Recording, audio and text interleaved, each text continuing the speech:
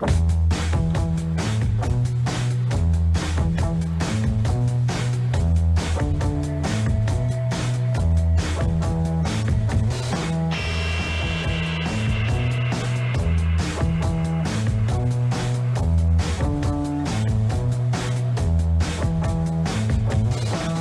reject the ideology of globalism, and we embrace the doctrine of patriotism. Not only will this tax plan pay for itself, but it will pay down debt. There are moral and legal obligation questions that I think we'll have to wrestle with as a society. When we as people go wobbly on the truth, we go wobbly on America. All you have to do is look at the numbers, look at what we've done. And this is only the beginning.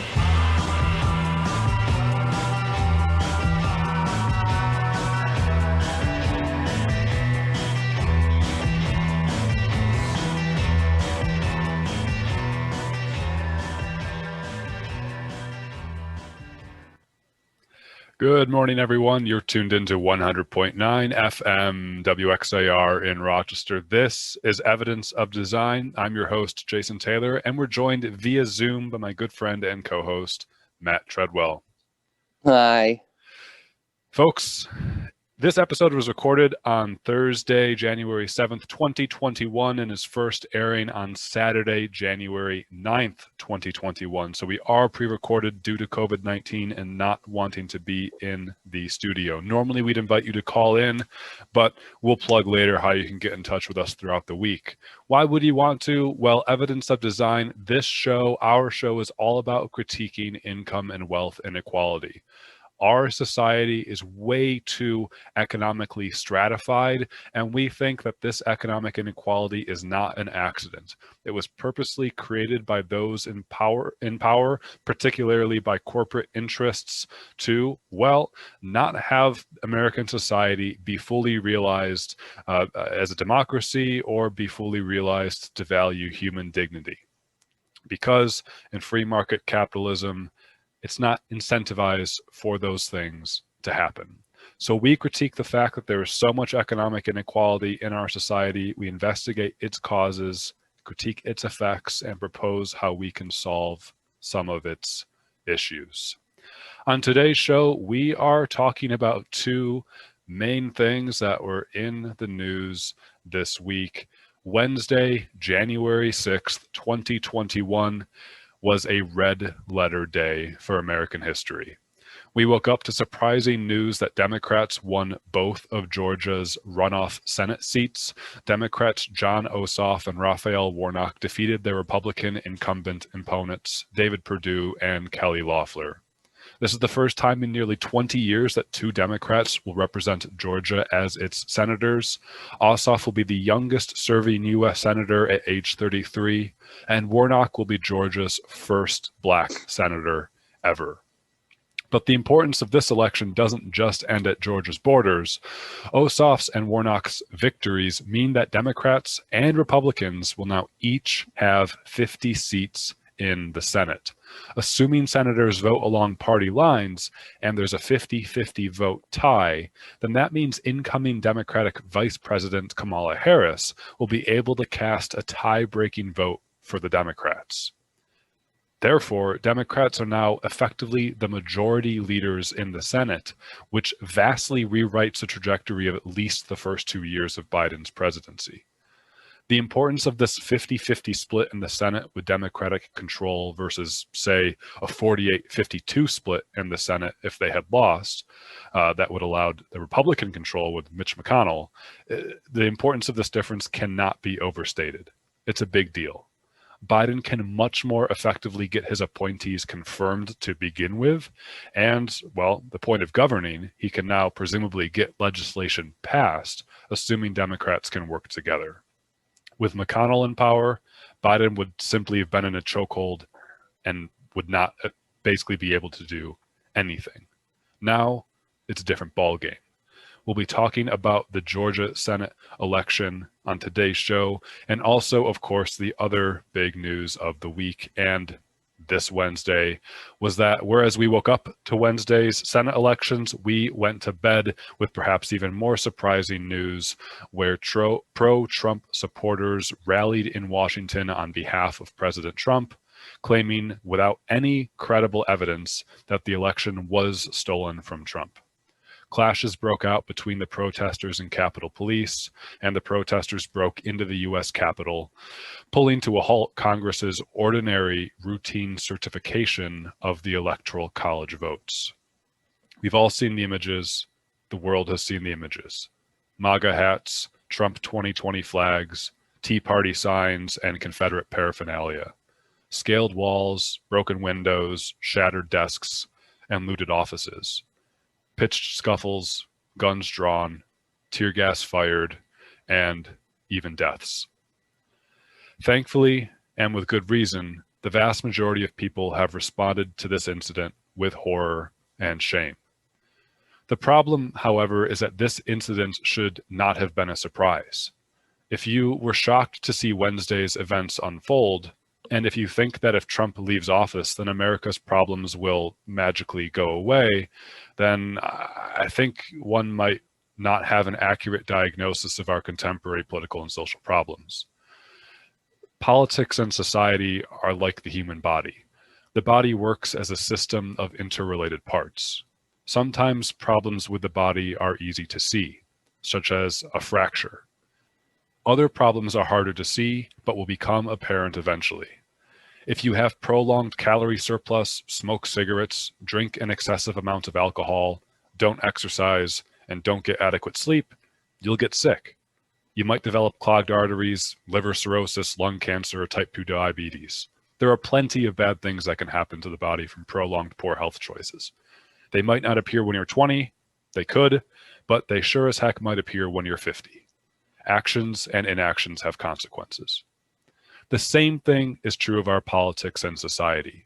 Whether it's disinformation, greed and self-interest, corporate influence in politics, social media echo chambers, systemic racism, austerity, defunded social safety nets, or impoverished wages, problems in our politics and society will eventually manifest unavoidably and gruesomely.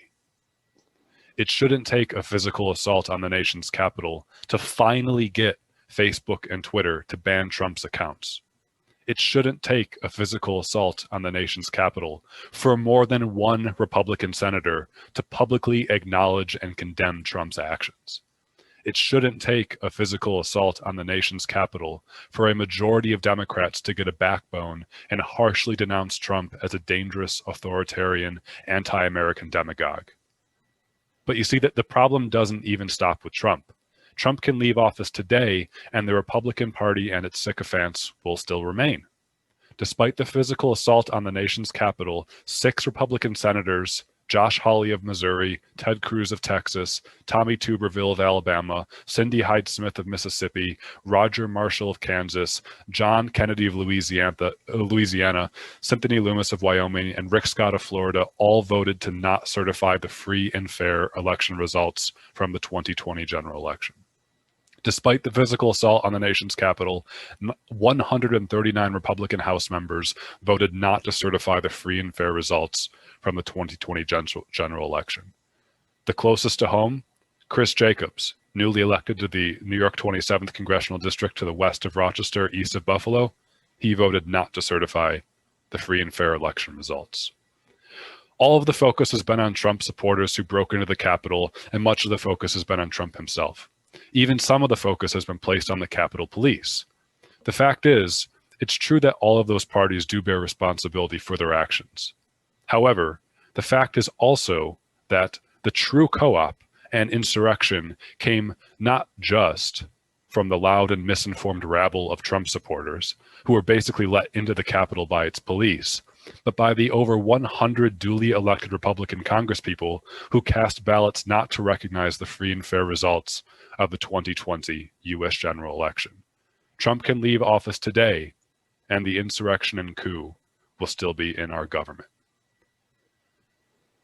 So on today's show of Evidence of Design on 100.9 FM WXIR, we'll be talking about the Democratic victories in the Senate races in Georgia, and also, of course, the ongoing crises in our politics, borne out most visibly by the contemporary crisis of Trump's presidency and his supporters, but also, as we will argue on the show, by long-term, decades-long trends that have basically had both political parties lack material politics, which has caused there to be such a large uninformed rabble in America that falls prey to conservative propaganda and doesn't get behind things that would actually make a difference in people's lives, like universal health care. I have so many thoughts, Jason. Where do you want to start? Let's start with not the Democratic victories in the Senate. Let's end on a more positive note. Let's start in the dark place of Wednesday's pro-Trump protests in front of the Capitol. I think this will be one of the moments that we'll remember, like 9/11 or the Great Recession or whatnot, like where you were standing when you first heard about it. I will remember where I was, I think, when I first heard that Congress went into recess because of the protesters. Matt, kind of where were you and what have your thoughts become out of those events? I was at home and I was watching TV as it came on. And my initial response was just to kind of like laugh at it, because I'm becoming more and more convinced that is the only, or not the only, but it is the healthiest way for me to engage with politics at this point, is to just laugh at it and try to not become upset by things that are just entirely out of my control. I guess the first thing I want to say to that is that that's sad, but I also don't disagree with you. Like, it's not, I don't think you're sad, for saying that. Like, I think the reality is that being sad. Yeah. we're all a little sad, but yeah. That's not really because sad. of yesterday, just in general.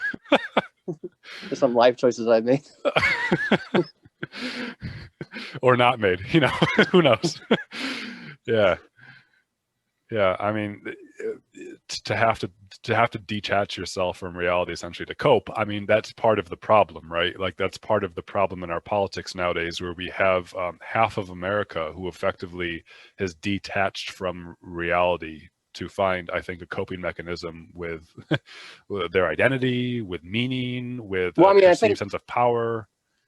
Depending on, I guess, what polls you're looking at, anywhere between 20 and 40% of the country doesn't even vote in presidential elections. True. And I think, like, from a I don't know if I want to call it like a mental health standpoint or like just a reality standpoint, I feel like those people kind of have it figured out, at least in our current moment. To just completely detach. I don't want to agree with you, and I don't think I do. Like, I think the only way to affect change is to have to engage. One can't sort of stick their head in the sand. On the other hand, I also totally hear what you're saying, and I don't think it's healthy for us, whether as a host of evidence of design or as someone, I don't do this, but let's say as someone who would go onto social media and post into the ether about what they think about a thing. I don't think it's healthy to truly believe that your actions make a difference on a cosmic scale. Like, you read something, you get really worked up about it in politics, and then you go onto social media and you shout at a bunch of people who already agree with you. Like, I don't think that's super helpful. And as a radio show host in the grassroots radio station, I am not naive enough to think that what I'm saying here actually matters on a grand political scale. On the other hand, I think that actions and inactions have consequences, like I said, and it certainly can't hurt to be the change that you want to see in the world. And so, doing this show and talking about what we see as the true problems in society and advocating for what we would see as solutions certainly can't hurt, but to let it sort of overcome you and define who you are and your identity, I think that's unhealthy. I want to be explicit for the sake of posterity and say that I'm not saying that you should just, if you have any sort of like interest in politics or consider yourself a politically invested person, that you should just give up and not try or not do anything and not care anymore because you can't do anything.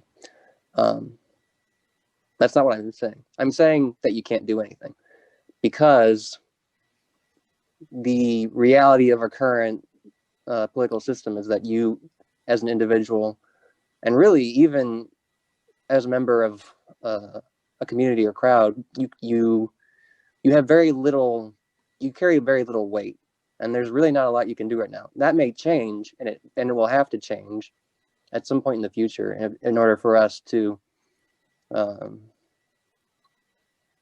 right ourselves out of this death spiral that we seem to be caught in. But the present political moment is not one in which we command any real agency. And so when I say that, you know, the 20 to 40% of people who don't vote in presidential elections have it figured out, what I'm saying is I think that they have correctly deduced that there is no major political party, at least on a mainstream level, that is interested in serving and protecting the material politics, the material interests of the working class. And what do you mean by material politics, material interests? Just help us to define that. I know what you're talking about, but that's a weird term. Right. So material interest would just be making sure that people are taken care of on a basic level, that they have, no matter what their employment situation is or how much money they're bringing home, they always have enough money to put food on the table, to pay rent or have a place to live, and to have access to clothing and healthcare. So when we talk about material needs, it's the basic stuff that you need to survive, to live a life of decency and dignity. Right.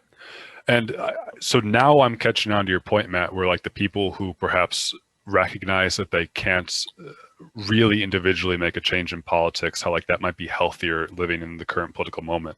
Because like what strikes me as super, super sad about this is that you have all that, like that licentious group of Trump supporters in front of the Capitol with their MAGA hats and their Trump flags and their Confederate paraphernalia and their, you know, Tea Party signs. You have that entire group of people out there who presumably, right, presumably in some sort of rational political line of thinking, presumably think that a Biden presidency will somehow make their lives worse. Because otherwise, like, I doubt they're out there just out of notion of fairness. Clearly, Trump tries to argue without any credible evidence that the election was stolen from him. That's not true. If you believe that, you have an epistemic crisis in discerning truth from fiction. So, you know, I pity the people who stand out there and are protesting to get Trump reelected, because I don't think their lives will materially change whatsoever with a Biden presidency, which is hilarious, because it's like, what are you fighting for? You know, if those people could channel their energy into getting universal healthcare, like healthcare as a human right, imagine the kind of world that we would live in. Instead, like, we have pitted ourselves into camps yelling about two different candidates or parties that really won't make substantive material changes in people's lives. And that's really sad. And I think that's what we need to recognize in American society, is that the way forward from our current moment is to recognize a material politics that meets people's basic needs. I would imagine that the reason why there are so many people out there who believe in disinformation, and I would imagine that the reason why there are so many people out there who are fearful of scapegoats like immigrants, or you know, as egregious and as carnal of an American sin as, you know, people of color challenging whatever sense of power that like the white working class has, which is an imagined power. You know, I would imagine that all of these sort of false beliefs that sort of angry Trump supporters have are born out of a reality that they might not see, and that is that they are economically forgotten. and that when they tune into, you know, whatever Hollywood movie or whatever, you know, mass media organization that's not Fox News, or when they have discussions with family or friends, or when they watch their, you know, maybe friends from high school move to bigger liberal cities and actually get good paying jobs and a college education, maybe, you know, it's not even guaranteed anymore. I imagine that they feel like something is inherently wrong with our society, and they don't know where to channel their anger or fear or sadness. And so it goes towards scapegoats and becomes susceptible to demagoguery. And the perverse hilarity and irony of it all is that they end up supporting the party and the politician who was a primary architect and engineer of those inherently economically damaging policies. You know, for all of Trump's talk of bringing manufacturing jobs back and being tough on China and making the world pay, you know, for NATO or whatever, that's all complete scapegoats for the fact that Trump tried to take away people's health care. You know, Trump reduced the amount of revenue the federal government made such that it become less able to provide people social safety nets. Trump lowered the taxes on the wealthiest individuals, allowing them to further exploit workers. You know, Trump's appointees on the Supreme Court made it harder for unions to represent workers, made it harder for people to sue companies for malpractice, made it harder for people to sue companies for environmental damages and health issues.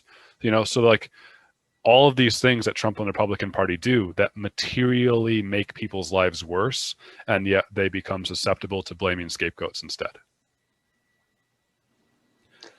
Yeah, I want to say that I think it's very generous of you to call Trump an architect, because I feel like he doesn't have his own vision doesn't go anywhere beyond his own self-aggrandizement. But he does, as you said, he is a part of the class that benefits from all of these policies, and certainly understands that he benefits from it.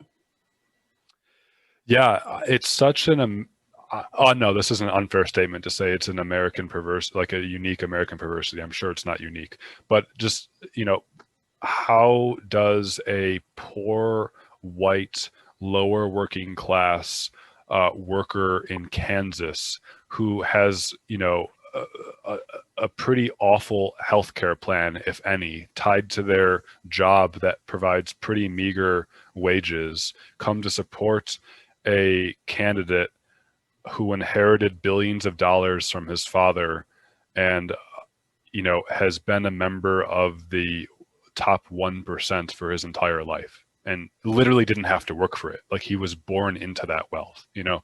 And like, how do we get there in America? It's really, really fascinating and interesting about how broken of a society that we're in when you have no political party that is speaking to the working class.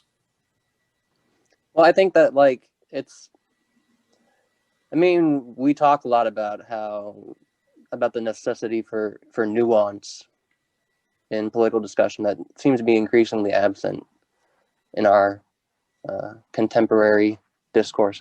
But I think it really is.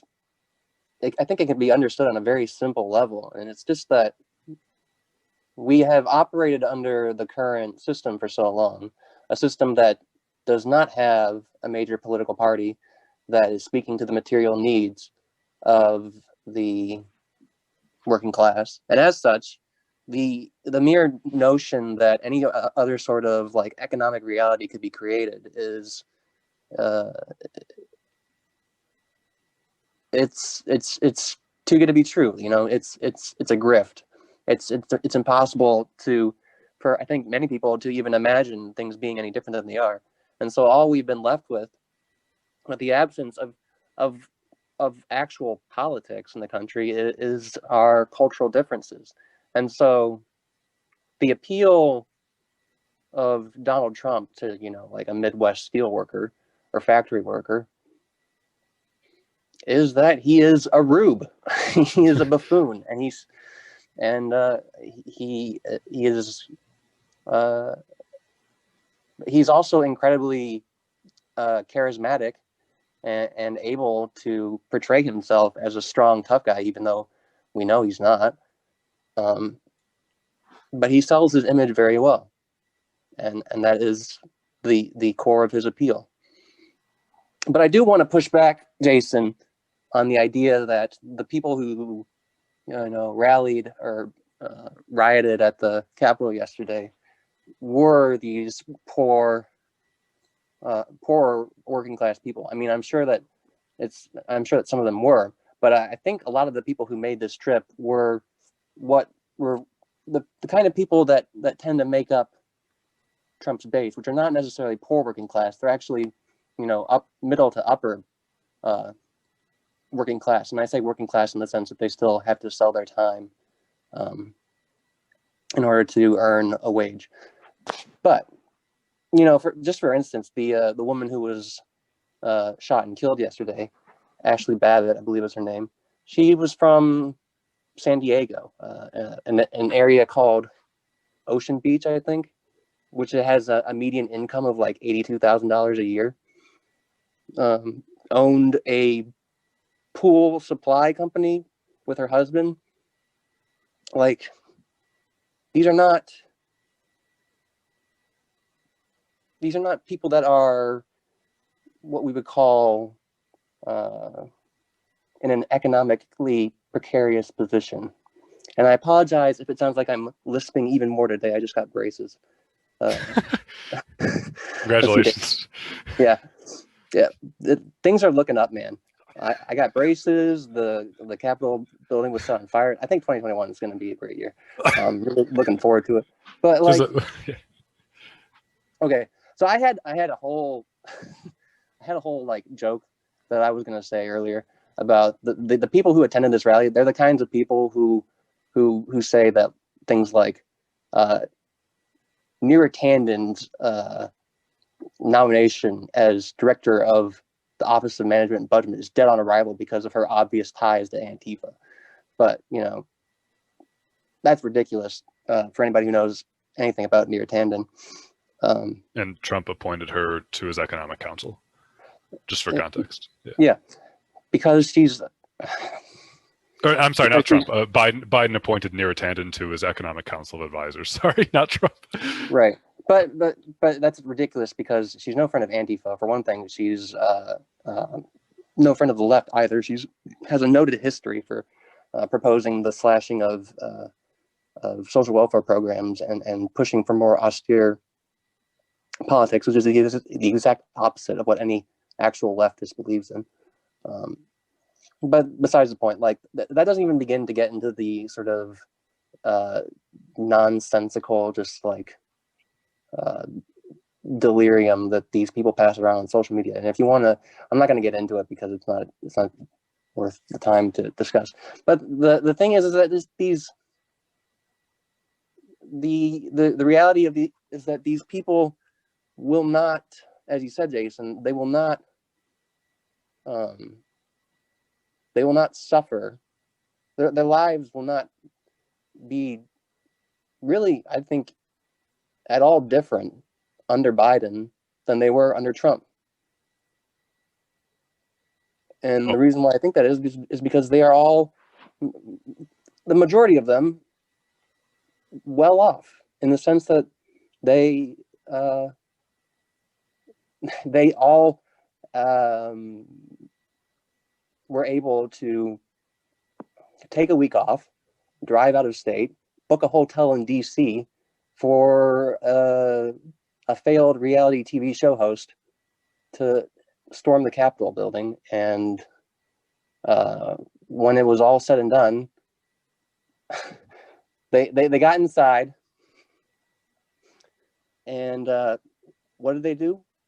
Like, what was their big plan to take over the Capitol and stop the steal? It was to take a bunch of selfies in the Senate chamber and in Nancy Pelosi's office. And then the police showed up and were like, okay, the curfew's at 6. Everybody get out. Gotta go to bed, guys. We're going to go home now. And that was it. This is the insurrection, this is what I've been waiting all these past 4 years for. I'm kind of disappointed, honestly. Yeah, so Matt, great point. I want to jump on that after reminding folks that you're tuned into 100.9 FM WXAR in Rochester. You're listening to Evidence of Design, and we're talking on today's episode about two of the most important events, perhaps in recent American history. This week, then the same day on Wednesday, one, Democrats took control of the Senate thanks to winning both of the runoff seats in Georgia. Democrats now tied 50-50 in the Senate for at least the first 2 years of the incoming Biden administration. And we've been talking about the pro-Trump protesters who stormed the Capitol building this Wednesday as well. Matt, I want to jump onto that last point that you were just saying about, these protesters who, I sort of built it up in the intro, and also what you're saying, they stormed the building. There's media, there's photos, there was violence. 4 people ended up dying as of the recording of the show on Thursday from the events of the incident. And it is a disgrace and a stain on American politics, mainly not necessarily because of their tactics, right? Here's what people are confusing is that if, let's be honest here, if working class or, Black Lives Matter or whatever else, if, people had organized themselves to do similar actions, to do a stage on Capitol Hill, to fight for social justice and human dignity and human rights, I think that we would have a different reaction to it. The problem is that these people had, what was their agenda? It was to not recognize the free and fair elections in the US government. And I think that is what's so horrific about it, or what should be so horrific about it, is what they're trying to fight for. And I think that's where the language of the coup or the insurrection comes from. It's not necessarily the fact that the people protested in the Capitol and try to force their way in. Protests do things like that often, although it certainly turned violent more than many do and certainly captured the nation's attention. I think, what feels coup-ish and insurrectionists about it was the protesters' seeming goal to overturn the results of the free and fair election. But this is where I got to my point in the introduction, is that we're missing, don't mistake the map for the terrain here, right? The Republican Party is the party, and its officials are the party that are telling these supporters to do these things. Even after the Capitol was stormed, as I mentioned, several Republican senators, between 6 and 9, did not vote to certify the election results. 139 Republican House Representatives members did not vote to certify the House to certify the general election results. That is the coup. That is the insurrection. The Republican Party will still be here after Donald Trump. That is the issue in my mind, is the fact that it's the party itself and the ideas they stand for and the things that they say that is the true American coup. It's not necessarily these Trump supporters. Yeah, I just think that so much of at least the TV media coverage that I've seen about this thing has been way off. It's just right. Pictures of that guy in Nancy Pelosi's office with his boots on her desk, and they're like, this is how democracy dies, with hundreds of selfies. It's they're just taking the position of conservatives and Republicans who are always but what about our buildings whenever a Black person gets shot by police and protesters burn down a bus station or something. Right. You know how democracy dies is it's often not the shot to the head. It's often the heart attack or the diabetes or the lung cancer. It's often the chronic, long time coming. Exactly. The long collapse of empire. And that's that's our argument on the show. That's what we're saying, is that America is in a long-term decline. And it's not make America great again.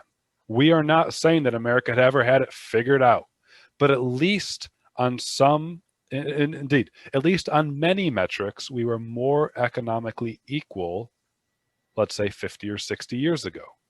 Thankfully, we have made some social strides since then, not economic, but social, and still a long way to go with social strides.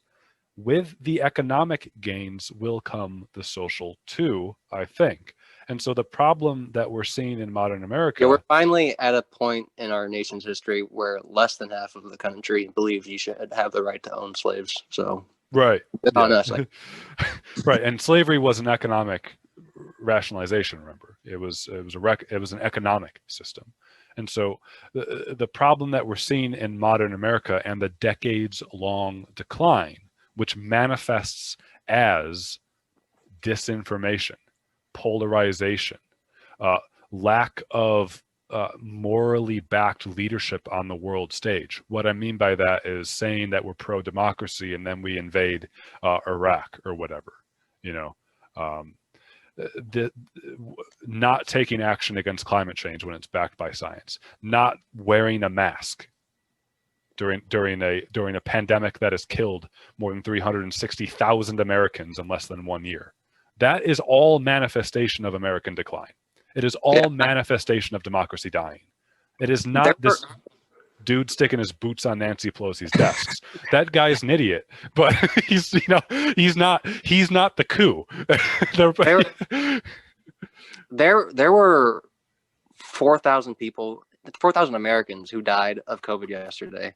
And all that the media is talking about right now is that some windows were broken on Capitol Hill and how democracy is dead because of this. Right. It's just like, it makes me want to tear my hair out, except I'm bald, so I can't tear my hair out. I'm just left with this empty feeling of extreme emotion that has no release or catharsis. Well, folks, this is Evidence of Design on 100.9 FM WXIR in Rochester. Matt, I want to switch gears now. We started with the dark. We're going to end with the light. I don't know how light it's going to be, but we've been talking about how we are pessimistic about how either party has material benefits to Americans' lives. I would take the Democratic Party over the Republican Party 99.9% of the time out of 100, right? Just because I trust the values that the Democratic Party ostensibly stands for. I trust the voting record that Democrats tend to vote for, but I am not without my critique to the Republican Party. I view the Democratic Party as the least bad option in many regards, the least bad option. If you're going to talk about, like, if you're going to compare the two political parties in America to like unhealthy habits, the Democratic Party is like eating at McDonald's every day, whereas the Republican Party is just like speedballing until your heart explodes. I was wondering if you're going to say KFC. Then I was going to say, man, Republican Party is like KFC. I might have to go with KFC, but yeah, not McDonald's. Yeah, so totally great example. And the vast majority of listeners who would hear us critique the Democratic Party this way, I think would question what we're saying. And that's fine and fair. And that's because Matt and I have very high standards for what our politics should be. We're snobs. Yeah, we are political snobs, meaning that we unequivocally believe that healthcare is a human right, that you as a human being deserve to have healthcare free of charge at the point of sale without needing to have a job. That you deserve healthcare as a human being. We unequivocally believe that. We also unequivocally believe that in a capitalistic society, meaning one that requires people to work for labor to get money to buy necessary goods and services, that you as a human being deserve universal basic income. That poverty should not exist. We can literally get rid of poverty tomorrow with universal basic income by guaranteeing that you have at least $1 over whatever the federal poverty level is. Of course, that wouldn't actually get rid of your poverty. It's just a line. But, if politicians wanted to say that to make themselves feel better, they could do that. But we unequivocally believe that you deserve universal basic income so that whether or not you have a job, you can at least put food on your table. We unequivocally believe that our government and businesses should take action to prevent the destruction of the human species and others due to the threat of climate change. We unequivocally believe that regardless of who you are as a human being, whether it's your sex, your race, your gender, your orientation, your creed, your religion, whatever it is, that you deserve fair and equal treatment under the law and as a human being, and treat other people the way you want to be treated, unequivocally. We unequivocally believe that people have a right to choose what happens to their own body. We unequivocally believe all of these things. And I don't think that sounds so scary when I tell you that you deserve healthcare, when I tell you that you deserve universal basic income, when I tell you that you deserve to be treated with the full respect and dignity that every single human being has. That's what Matt and I stands for, I think. And so, yeah, it's the indie rock of left-wing politics. right. And so when we critique the Democratic Party, it's out of frustration born out of economic policies that have done too little for too long. We think the Democratic Party should have a stronger backbone. We think the Democratic Party should stop using conservative language and propaganda and rhetoric to say, like, hardworking men and women, American workers, middle-class jobs, small businesses. That stuff is all bullcrap. It's all used to justify the same capitalist system that is allowing human beings to suffer every single day.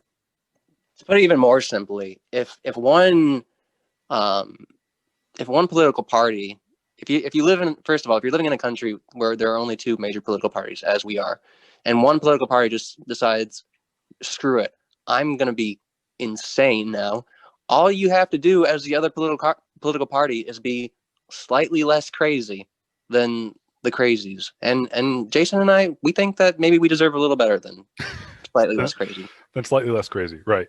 And so, Matt, let's talk about what the Democrats can do now that we mentioned at the start of the show that they have taken over the Senate. This is a big deal, and I think this is a really good deal as someone who supports the Democratic Party, its policies, its values, and morals more so than the Republican Party. But will we get a new deal? Will we get a new deal? Golly, I would love a new deal. Wouldn't it be insane if the government used its power to create opportunity for people? I know that happens. I know it happens. I'm being, too cheeky. But to actually use its power, to actually get things done, to actually give people economic guarantee, to actually resolve suffering. Because no, go for it. I love the narrative that's been shaping so far. It's like Joe Biden's just like, man, COVID's a real bummer, huh? Do you guys like Keynesian economics? Meaning, have the government do the demand side economics to prime the pump and increase government spending into society, which I think is a good thing at large. But here's the issue for me, and where people might call us a radical. Like, I can't view something like poverty without seeing it as a human creation. I just don't believe in poverty. Like, literally, I don't believe in poverty in a society that has the means to meet its needs. It's not that we lack the technology to produce enough food for everyone. It's not that we lack the technology to take care of people's health care. It's not that we lack the technology to ensure people have transportation from A to B. We just choose not to distribute those resources to people. We choose not to. It's a choice. We've invented poverty, and so I can't ever wake up in this society and see people suffer from poverty. And if not poverty, even see people suffer from the threat of poverty, to see people suffer from the threat of insecurity. I can't go on in society and see that and not demand that it end. It is my duty as a citizen to demand that it ends, because it is my duty as a human being to advocate for the betterment of myself and others. It is my duty. And I think lots of major world religions would agree with that, and other things. So there are systems out there that we can use as humans to advocate for the ending of at least material suffering. And we can do that. So what can Democrats do? Democrats now will have the presidency with Joe Biden, assuming Trump and his supporters and the Republican Party don't actually do the coup that we all know they would love to have happen.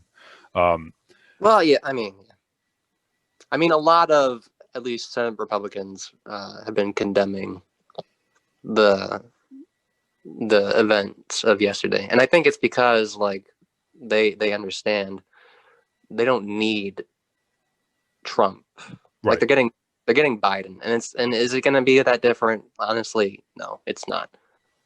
And another thing, do they really want to even like own this moment in political history when we're having the equivalent of 9/11 happen every day in terms of number of people dying of COVID? Probably not. I mean, if they can, people are quick to forget, unfortunately. And if they can Yes. pin this on the Democrats, then I think that suits them. And they have gotten all that they've wanted out of, or the mainstream. And I use this term in the loosest possible meaning, but the mainstream part of the Republican Party got what it wanted out of Trump, which was his judicial appointments and the tax cuts that they passed in 2017. They don't need him anymore, and they're not losing much by losing him. So I don't think that people don't have anything to worry about in terms of a coup, an actual coup. I would agree with you, Matt. So what can Democrats do now that they will have the narrowest majority possible in the Senate and even a slightly larger but still very small majority in the House of Representatives and having the executive branch? What can Democrats do at least in the first 2 years of the Biden presidency? Because they can worry about their electability in the coming midterms and not do anything. Yeah, because the 2022 midterm elections are supposed to be really bad for Democrats, by the way, just in terms of who's up for re-election, in terms of, the first midterm of the presidency is usually really bad for the sitting president. So 2022, Republicans are most likely, according to modern political logic, going to take over at least one of the branches of the legislative branch, so either the Senate or the House. So Democrats have 2 years from January 20th or whenever Biden's sworn in, to do whatever they want to do, having full power in the government. They have say this power. that they graft Joe Biden under the sandworm body. That they launch their terrarium into outer space and leave the Republicans to burn up with the planet in the next 30 years. That's certainly one thing they could do. I would love to see Democrats drastically raise taxes on the wealthiest individuals in this country. Drastically raise taxes on the wealthiest individuals. The top marginal tax rate right now is maybe around 35%. It used to be as high as 90% for for at least a decade in American history, and for several decades at 70%. It's like unimaginable now to imagine the top marginal tax rate at 70%. I would love to see the Democrats drastically raise the top marginal taxes on the wealthiest individuals in this country and use that money to fund things like our healthcare system, like universal healthcare, to create a universal basic income system, to do those things. Because I think that people will be fine with that when you tell them, we're going to tax these people who have billions of dollars. They're going to be billionaires even after we tax them, and you're going to get some of the money. Or we're going to tax these people who are billionaires. They're going to be billionaires after we tax them, and you're going to have guaranteed healthcare. I think that's a winning proposition. I would love to see them increase top marginal taxation and use that money to fund social safety nets. I mean, it's not like Medicare for all is like a popular political opinion in this country or anything. Right. Sarcasm. Polling above like 70% during the general election. Right. So that would be a great thing. I would love to see Democrats also drastically try to expand efforts to tackle climate change. This means aggressively pushing towards renewable energies. And if you tell people, we are taking climate change seriously because the science points to the fact that human beings contribute to warming of climate, and that unless we change our behaviors, then we our lifestyles and other creatures will die, then we should do something about that. And here's what we're going to do: we're going to create new jobs and training programs in renewable energies. So great. Do you want a new career? Do you want to learn something rewarding and challenging? Do you want to make money doing it? You can go into these careers and help save humanity from climate change. That would be a good thing for people to do, and I think that's hard to disagree with. How much do you want to bet, Jason, that in the spirit of bipartisan cooperation, which Joe Biden has touted as like he's going to be the guy that brings this divided country back together, and God bless him if he can do it. But the Democrats and the Republicans introduce a bill which will further slash the corporate tax rate, while also introducing a carbon tax that raises the gas prices for I can see it happening. Honestly. Now, when I said raise taxes, I said on the wealthiest individuals, not me, because I gotta drive to my job so I can keep healthcare. But I just think that we can learn a lot from our compatriots in France, and the wonderful job that Emmanuel Macron has been doing over there with the Gilets jaunes. The Gilets jaunes, exactly. Here's my last thing I'll have to say for what I'd love to see Democrats do in their 2 years of holding power in Washington, before Republicans likely take it back in 2022, or at least put a stop on it. I would love to see. I would love to see. I would love to see Democrats have structural fixes to our political system. I know they can't get rid of the Electoral College without doing an amendment to the Constitution, but I would love to see something that would sort of revitalize the Voting Rights Amendment to prevent people of color, communities of color in states from being marginalized at polls, from having longer poll lines, from being, getting rid of the voter registration. I would love to see Democrats have, revitalize the Voting Rights Amendment that was gutted by the conservative Supreme Court. I would love to see Democrats tamp down on campaign contributions from private corporations or private individuals and mandate that those become transparent. I would love to see Democrats take a stronger stance on transparency for the executive branch so that we can never get a president like Trump again. So write into law that presidents must release their tax return, write into law that a sitting president can be indicted for criminal activity, write into law that presidents cannot have foreign interference, cannot conspire with foreign interference in domestic elections, things of that nature. There are so many things to fix in our politics. We talked about it with Dr. Kevin Mawison a few weeks ago, and also we looked at the American Academy of Arts and Sciences Revitalizing American Democracy report.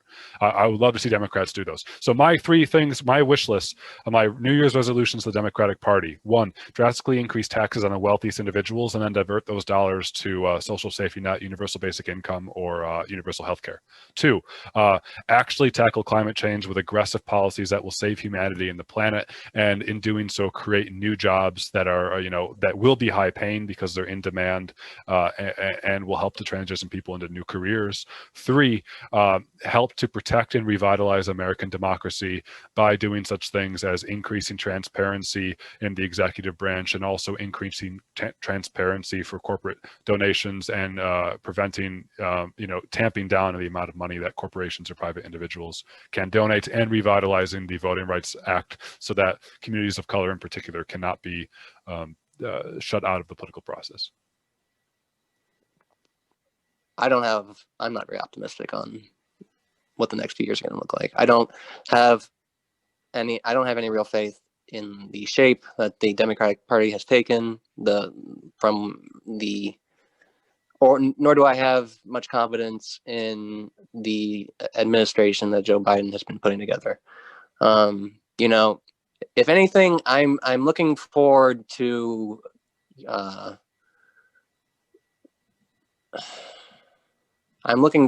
not having to care about politics as much, in the sense that at least the news will not be inundated with the latest thing that Trump has said. I mean, it probably still will be, because he's not going to go away. He's not going to go to prison.